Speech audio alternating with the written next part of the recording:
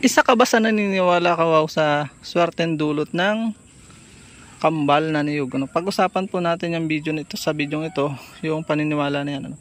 Ba't nga ba umuso yung paniniwala na yan na swerte daw di umano ang kambal na niyog? Actually kahit hindi kambal, ay tuwing New Year's Eve, bago mga 1 week before, 1 month before, makikita mo na sa palengke yung mga panindang tubo ng niyog na may tubo. Yan ay pinaniniwalaan kasi na sa negosyo ay puro tubo.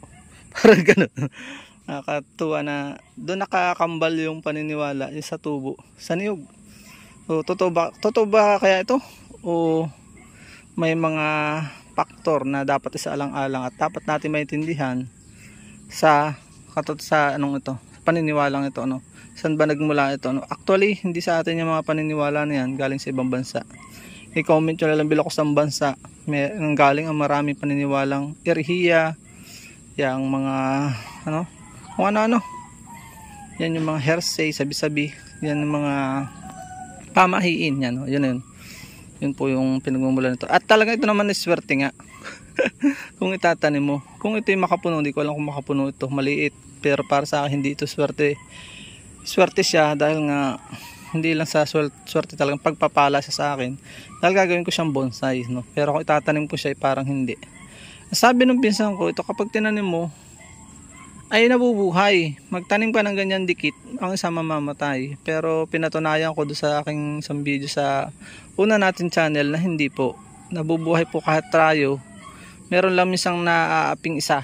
Kaya doon sa ating pong mga pagtatanim, keep up experimenting lang at matutukasan natin. Yan lang po, ang swerte po natin, ang kapalaran ay nasa Diyos. Nasa pagsusumikap, wala po dito. Kahit meron ka nito, kung wala ka naman negosyo, paano ka tutubo? Ganun lang po kasimple logic nun. At kung nangaapi ka ng kapwa, may negosyo ka nga, daya naman timbangan mo, paano kapag papalain, tutubo ka ng tinatawag na one time, big time, ang karma naman nun ay mabilis pa sa alas 4 later on. Hindi rin po yun maganda. So para sa akin, pagpapala siya isang swerte kung itatanim at magandang binhi.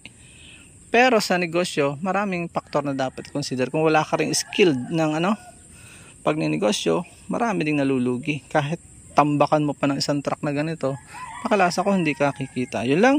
I-comment nyo below kung anong inyong paniniwala. Nire-respeto po ng inyong lingkod kung ano man ang paniniwala meron tayo. At nang makuha na ng wisdom ng ating mga kawaw na nanonood ng bidyong ito.